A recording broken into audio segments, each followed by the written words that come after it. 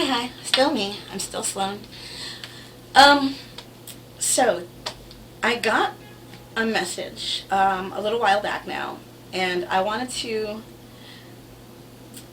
talk about the situation, the circumstances under which that message came to me and how it made me feel.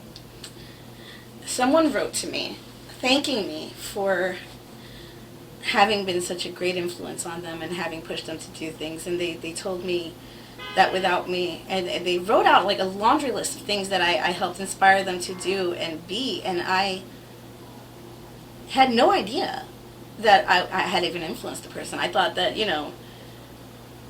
well, we had a huge spat over one of my stalkers, and he had taken their side while he was here in the country, and when he had gone home, he realized that he was entirely wrong, and he saw what was going on, and he apologized to me profusely, and I had none of it. I didn't want to talk to him. I didn't want to hear from him. I figured he can go fuck himself for all I care. But he's one of the few people who actually, once I cut a person off, I'm just like, whatever, they're not going to find any way to redeem themselves in my eyes, because I am that type of person who I will let you shit on me over and over and over and over and over again until that last straw breaks me. And then I will tell you to go fuck yourself, and I will fuck your whole world up, because I will now see it as absolutely justified, because I gave you so many chances and you fucked up each one. So when he fucked up, and it wasn't that he fucked up so many times, it was just that he fucked up in such a major way, because the person was gaslighting me and making me feel as if I was going insane. And what he did solidified that thinking for me for a while, until I realized I was right. For years, he pursued our friendship again, and kind of wormed his way back in. But he earned it. And he really genuinely cared, and he thanked me in this long email about how amazing an influence I was in his life, and that I taught him how to be strong, and I taught him all this. I am at a loss for words, like really, honestly. And I never think that I would have that kind of effect on anybody. But it's true. I mean, there are people that I would love to write that kind of note to in my life, and I realized that it doesn't have to be a major thing. It doesn't have to be a major interaction between the two people. It's something that if the person has an influence on you, they just do. And that's something that you cherish, and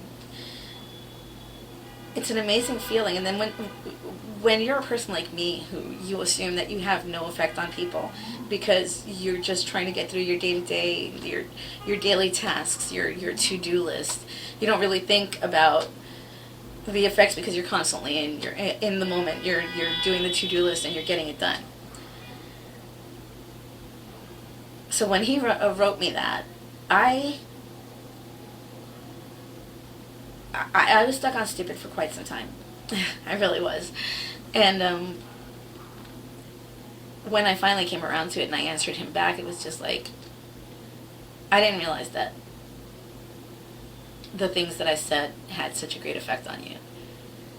And I'm glad that those changes that you've made in your life have been so positive for you. I really am, genuinely. I didn't realize that I had been influential in that way. I thought that it was all on you, and I was very proud of you for making those moves. That I had anything to do with it makes me happy, because it's a positive thing that you went through, and if I had any influence on that, I'm happy. But I want you to take the full responsibility and enjoy the fact that you made these changes. You did these things. You made these moves on your own. Regardless of the effect that I had, you did these things. And I want you to take ownership of the fact that you're the one that made those positive moves, and you are now the person that you are proud of. And he said, oh, I do. I am. And I have. But you're the influence behind. Oh my God. I am so sorry. I live on a major thoroughway. I apologize for that. There's clearly traffic. All of that being said, I'm kind of, I guess because I'm such a fairly intense person, and when people come to me and they talk to me, and I genuinely say everything that I can to help them in their given situation or their problem or whatever. But then when the moment's done, because that was a thing on my to-do list, and now the to-do list is done on that, and I can go off to cook dinner or do my dishes. It's the next thing on my to-do list. I just move on from task to task, because that is a task for me. I mean, it's a task that I enjoy doing because they're friends normally, and they're close to me and people I care about, sure, but it's a task nonetheless. And so I don't see it as something that I'm going out of my way to do. I see it as something that needed to be done. And if no one else was going to do it, why the fuck not be me? You know?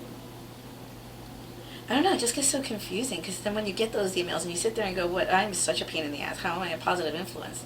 And clearly I am. I don't know, it's just such a weird feeling.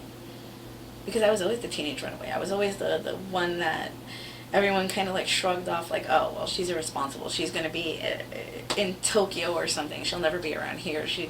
You're sick. Oh, she's never going to show up for you because she's the fuck up. She's the one that runs off.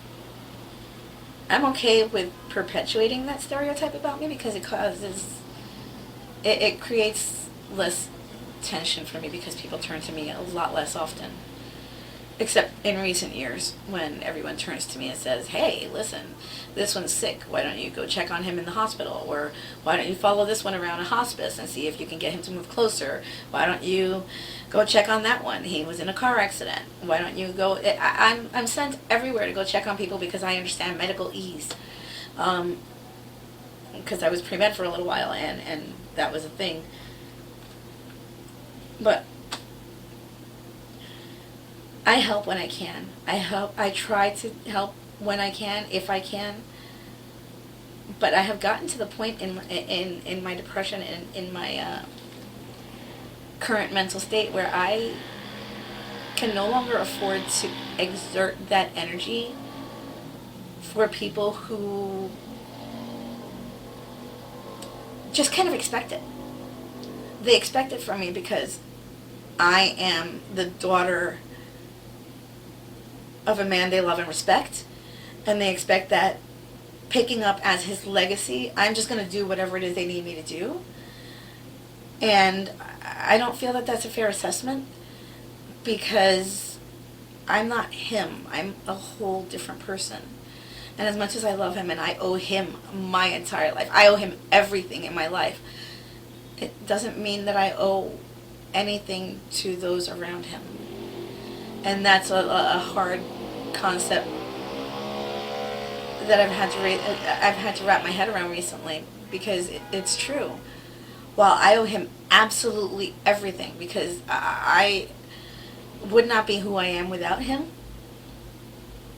I don't owe them shit. And I need to start coming to peace with that, because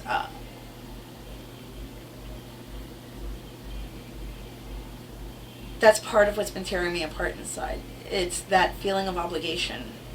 Like I have to do it. I have to go to them because they called me. I have to run over because they asked me to. I need to teach myself now to say no.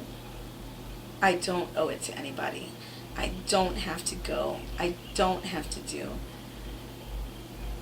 Because I do have a family. I do have a lot of people that I care for. I do have a lot of people that I help. If the emails from those people that tell me I'm such a huge influence on their lives and that I help them so much isn't enough proof, I do have an entire system of family around me that I don't need to go chasing after the ones who only chase after me when I could be of assistance to them. And I think that that's a lesson that everyone should take for themselves. Don't go running after everyone and helping everyone if they're not helping you. Because if they're being of no help or use to you, then there is no purpose in you exerting that energy to help someone who's not ever going to help you. And it's a hard lesson to learn because you may love them all. I do. But leaving myself open for all of that and having done all of that constantly and being there constantly, it tore my world apart over the last 6 years. Going on 7 now. And everyone I love has been dropping dead around me like flies, and the landscape of my world is changing. Don't become me. If ever there was a walking cautionary tale, it's me.